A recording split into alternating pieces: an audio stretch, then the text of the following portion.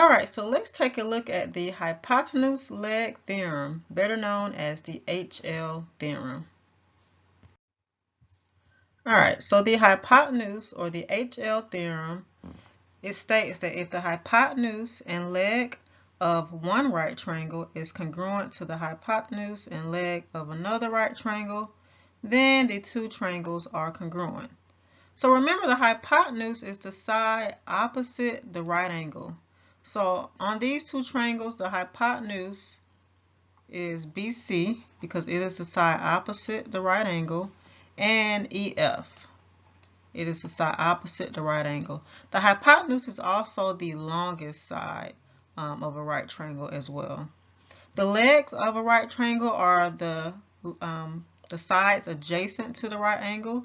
So my legs would be here, BA and AC, and DF and ED. So these are my legs.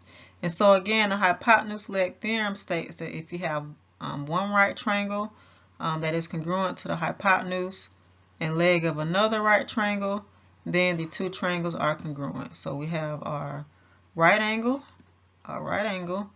we have our legs right here. So hypotenuse right here. So we have a right angle and a leg and a hypotenuse that is congruent in both triangles. So therefore we can conclude that they are congruent. So now let's take a look at some examples and proofs. So some examples of triangles congruent by the HL theorem. We have one right here, and we have these two triangles are just connected, and we have the hypotenuse right here in the center. And so we could say that this is the reflexive property because the line is of course congruent to itself. So each triangle, they share the hypotenuse, and they each have a leg that is congruent, and they each have a right angle. So they have a hypotenuse, which is right here, and a leg that is congruent, hypotenuse leg. Same thing here, you have the reflexive property, but in this case, this is actually a leg, and we know that this is a leg because it is not opposite the right angle. So here we have our right angle, okay? So this is the side opposite the right angle. So these two would be our hypotenuse right here, okay? So this is the hypotenuse, and they share a leg. And again, that's the reflexive property, so they're congruent. So right angle, a leg, and a hypotenuse that are congruent. Right angle, leg, hypotenuse that are congruent. So let's look at some proofs here. So we're given two triangles, triangle LMP and triangle MNP are right triangles, and ML is congruent to MN. So let's go ahead and label that. Line ML is congruent to line MN. All right. So when we do proofs, we want to look at what information do we need to justify why these two triangles are congruent, and what theorem could we use. So here we have triangle LMP and triangle MNP are right triangles, and that is given. So when you're doing proofs, your first statement is always your given statement. But then we have ML and MN are congruent. That is also a given statement. So we have two given statements already. So those are two of our reasons to justify these two triangles being congruent. But then next, what else do we need to prove that these two triangles are congruent? We have the hypotenuse, right? Because these are the lines opposite the right angle, so we know that these two are the hypotenuse, so we need another leg. And so if we look here, they share this side, all right? And this would be a leg, all right? So here we have MP is congruent to MP, and that would be the reflexive property. And so we have two right triangles.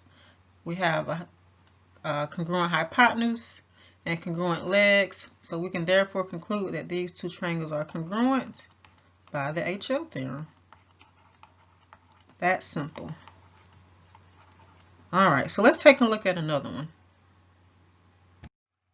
All right, so we have another example here of two triangles we want to prove congruent. So we don't have our given statements here, so we have to write our own statements as well as our reasons. So again, when you're doing proofs, you always start with your given statement. So right here we have a triangle W, a VX, and triangle YZX are right triangles. So let's just go ahead and write that in. Try to fit it in there. W, VX, and triangle YZX are right triangles. Okay, so I'm going to go ahead and just write in those right angles there. I'll fill in that box here, or make a box for the right angles. All right, and our reason is that it is given, because it's given. And we're given a lot more information. We also are given that WV is congruent to YZ, so let's write that in. Line, or not line, segment WV is congruent to YC, and that is given. And so WV is here, so it is congruent to YZ, so I'm going to go ahead and just put in those congruence marks. And we have more given information. X is the midpoint of the line or the segment WY. So write that in. X is midpoint of WY. So right here, X is the midpoint. Just going to fill in that information. All right, so according to the Hypotenuse-Leg theorem, we need for the triangles to be right triangles, we need for the hypotenuse and one leg to be congruent. So again, we have that they are right triangles, and we have two legs, or a pair of legs that are congruent. So what else do we need? We need the hypotenuse to be congruent. And I'm sorry, I forgot to write in that statement is given here. All right. So we need the hypotenuses to be congruent. So the hypotenuses are WX right here and XY. And we know that because these are the sides that are opposite the right angle. All right, so my right angles here, these are the sides opposite the right angle, so that's how we identify the hypotenuse. And how can we show that they're congruent? Well, it says that X is the midpoint of line WY, and what does a midpoint do? It cuts the line in half into two equal parts, and so we can conclude that X, W, and XY are congruent, and they are in fact the hypotenuses of the two triangles. So we can write that in. XW is congruent to XY, and we can just say that is because of definition of the midpoint. So do we have everything to prove by the HL theorem? Well, we have hypotenuse congruent, yes. We have legs congruent, yes. And we have that they are right triangles. So we can conclude that triangle WVX is congruent to triangle YZX by the HL theorem. So we've proven these two triangles congruent. Okay, so for our last example, I would like for you to try this proof on your own. All right, so just because there are 5 boxes doesn't mean that you have to actually use all 5 boxes. They're just given there for you. So go ahead and take write in your notes the proof for this triangle. You want to prove that triangle FGH is congruent to FJH. So go ahead and pause the video and try to prove these two triangles congruent.